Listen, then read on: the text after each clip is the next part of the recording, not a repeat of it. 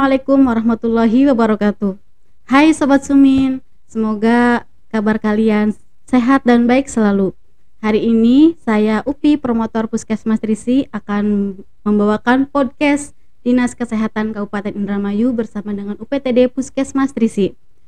Tema hari ini kami akan membawakan tentang pentingnya kesehatan mental bagi remaja. Hari ini saya ditemani oleh seorang dokter, merangkap juga sebagai Kepala UPTD Puskesmas Trisi. Beliau adalah Dr. Andri. Apa kabar, Dok? Alhamdulillah, kabar baik. Alhamdulillah. Nah, sebelum kita masuki materi tentang pentingnya kesehatan mental bagi remaja, kita ingin tahu dulu nih, Dok, tentang profil Pak Dokter. Oke, boleh. Siap. Masa remaja Pak Dokter dari masa sekolah, dari sampai sekarang menjadi seorang dokter dan sebagai Kepala Puskesmas. Apa nih pengalaman dokter selama remaja? Apa ada kenakalan-kenakalan yang pernah dokter lakukan? Luar biasa nih. Terima kasih ya. Halo Sobat Sumin, untuk dimanapun berada ya, yang ada di Kabupaten Indramayu. Saya alhamdulillah bisa hadir di sini. Alhamdulillah kita bisa menyempatkan waktunya ya. Jadi untuk pengalaman ya, khususnya pengalaman pribadi ya, di masa remaja ya, saat itu kita di era sekolah, saat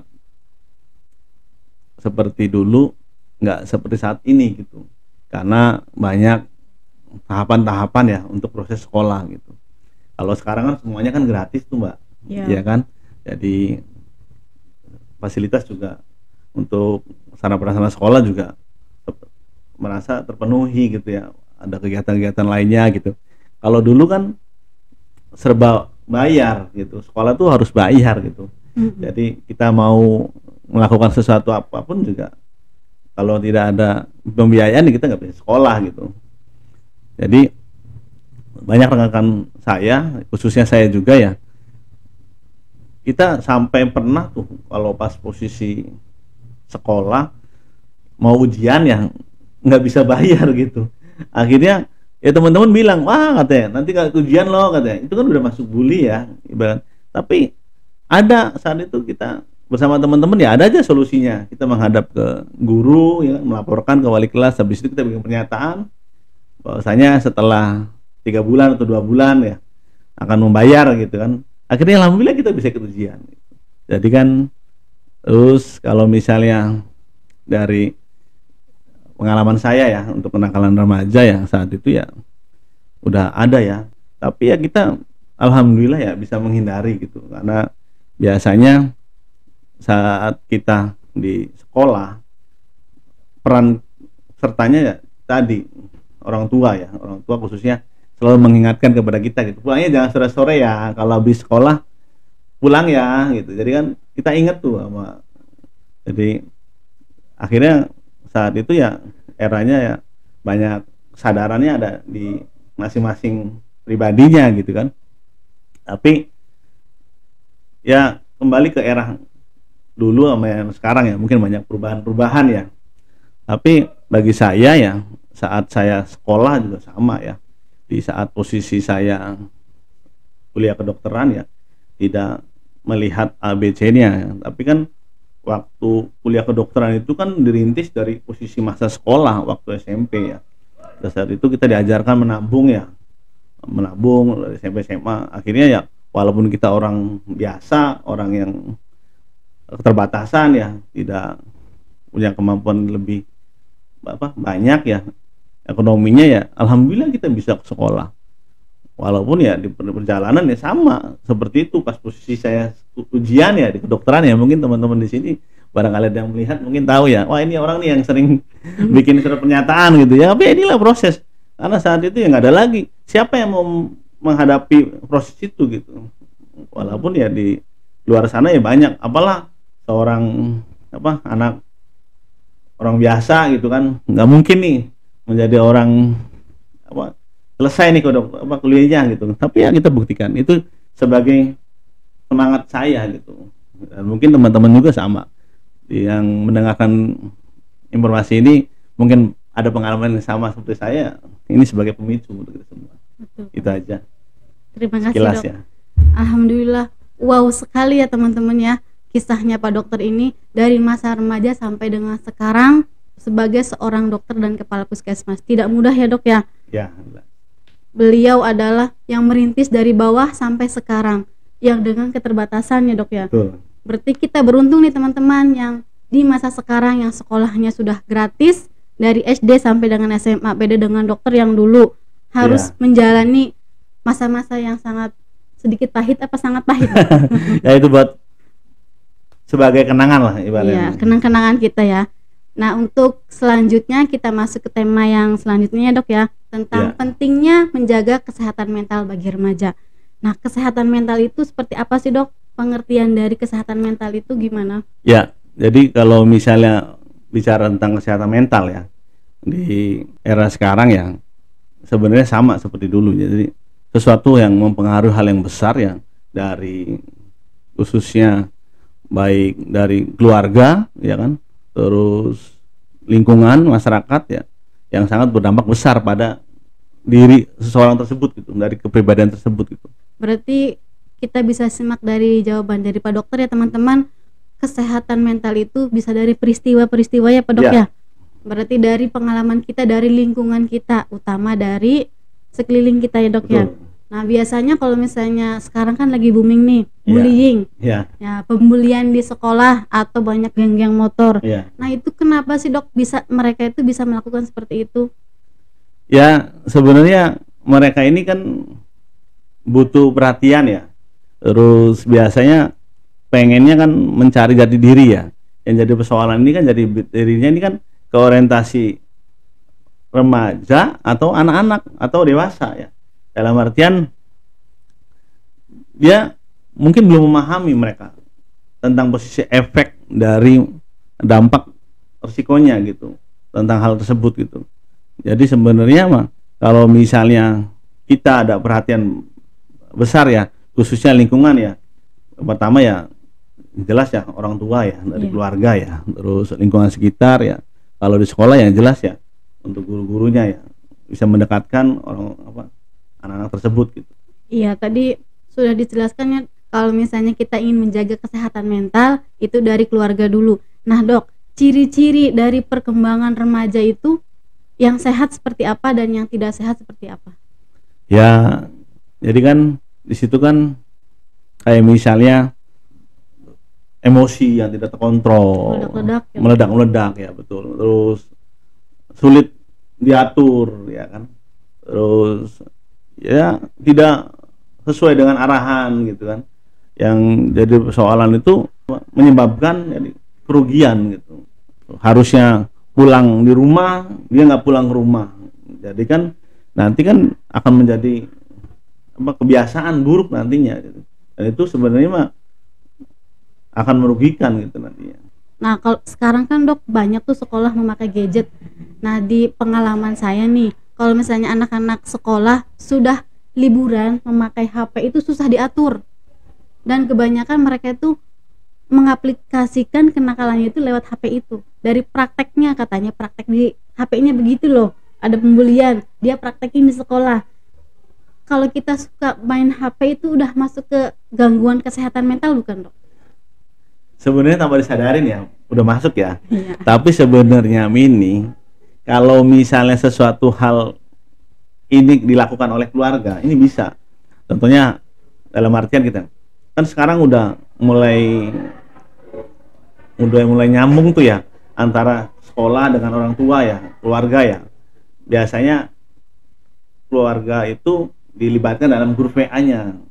Nah, nanti bisa kelihatan tuh nanti ada informasi-informasi A, B, C-nya nih. Jadi anak ini bisa tahu, cuma jadi persoalan ini sejauh mana orang tua atau keluarga yang mendekatkan dirinya kepada anak tersebut gitu. Kadang-kadang ya dari orang tuanya yang kurang mendekatkan ya, mencari informasi gitu. Mungkin karena ada kesibukan yang lainnya. Tapi bagi saya ya harus sempatkan luangkan waktunya karena itu sangat penting. Karena jangan sampai kita sebagai orang tua ya atau keluarga tidak bisa monitor tentang atau membimbing ya anak secara langsung. Karena kalau kita sering ya mengingatkan ya bisa ya. Kayak misalnya jam belajar jam berapa, habis isya sampai jam 9, bolehlah HP sebagai alat bantu. Kita ambil HP-nya, ya kan? Kita ambil HP-nya, ya kan? Jadi itu sebagai upaya, ya kan, untuk pengendalian di keluarga. Jadi insya Allah kita nggak bisa menghalang-halangi, tapi kita harus mengingatkan atau sambil ya tadi mendekatkan diri gitu. Insya Allah bisa terlaksana dengan baik. Gimana caranya pendekatan yang baik gitu. Ya Sobat Sumin, tadi kita sudah mendengarkan penjelasan dari Pak Dokter. Jadi peran utama untuk menjaga kesehatan mental remaja itu dari orang tua ya teman-teman. Jadi bukan dari sekolah saja ya Dok ya. Ya betul. Yang pertama itu dari orang tua.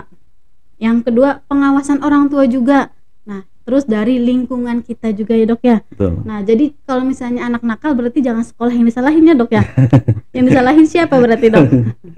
Iya, karena Sobat Sumin ternyata orang tua itu adalah mempunyai peran penting dalam menjaga kesehatan mental remaja. Ya, nah betul. ini Dok, gimana caranya agar remaja ini selalu sehat, agar remaja ini mau terbuka Ya. untuk kesehatan mentalnya? Wah, ini luar biasa nih. Ini sebenarnya pedoman ya, pedoman. Jadi kita sebagai umat muslim ya khususnya yang beragama Islam ya atau beragama lainnya, kita harus tadi mendekatkan diri kepada Tuhan gitu ya. Itu jangan lupa tuh, karena itu sebagai upaya kita menyadarkan bahwasanya kita ini ciptaannya siapa, ya kan gitu.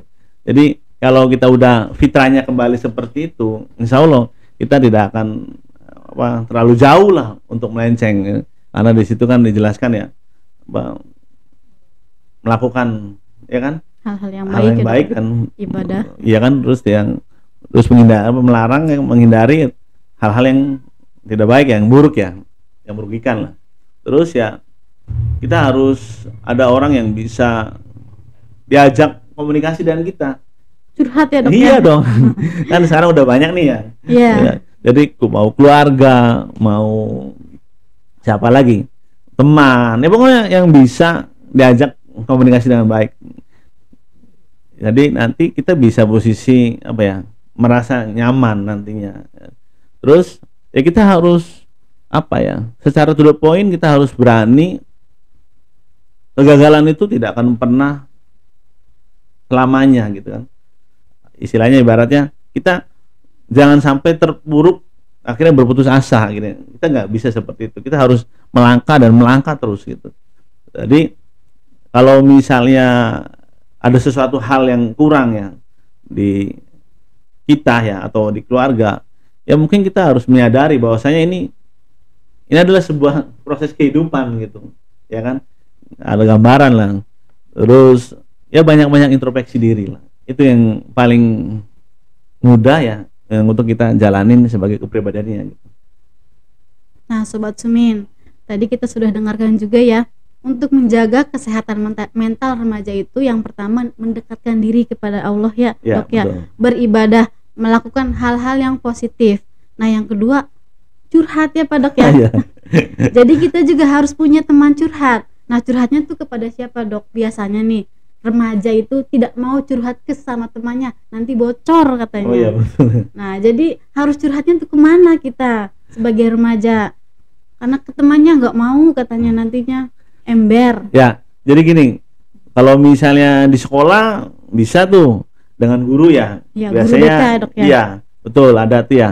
Sekarang kalau misalnya nggak nyaman lagi, jangan ragu, datang ke puskesmas terisi dong. Iya kan? Wah. Di situ ada layanan juga kan. Iya. Jadi kita layanannya ibaratnya bisa tertutup ya kan, bisa menjamin ya. Jadi sesuatu hal-hal yang membuat bikin ragu ya atau mencari jati diri dari remaja ini ya bisa tersampaikan gitu kan. Insya Allah ya aman itu ya mungkin. Berarti sebagai upaya Puskesmas Trisi dalam menangani kesehatan mental remaja juga membuka layanan konsultasi offline dan online Ya, di Puskesmas Trisi ya Dok ya. ya. Wah keren banget tuh teman-teman. Bisa juga buat puskesmas yang lain seperti Puskesmas Trisi membuka layanan konsultasi offline dan online-nya. Nah, untuk upaya ke sekolah-sekolahnya itu seperti apa, Dok? Upaya menjaga kesehatan mental Jadi remaja. kan kalau upaya yang kita kerjakan ya dari Puskesmas Trisi ya, biasanya setahun 2 kali ya, itu pemeriksaan screening ya, kejiwaan ya.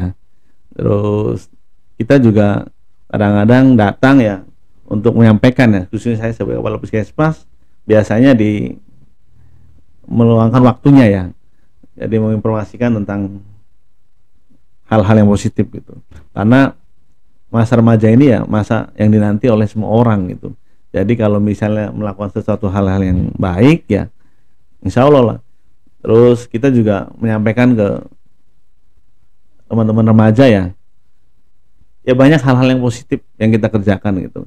Karena mengingat informasi-informasi yang sekarang ya yang begitu marak ya, seperti kayak misalnya bully ya, terus sampai terjadi apa, meninggal dunia, terus ada geng motor ya kan, ada tawuran, itu kan dampaknya merugikan, apalagi kalau misalnya orang yang tidak tahu menahu yang akhirnya kita yang tidak menahu dirugikan.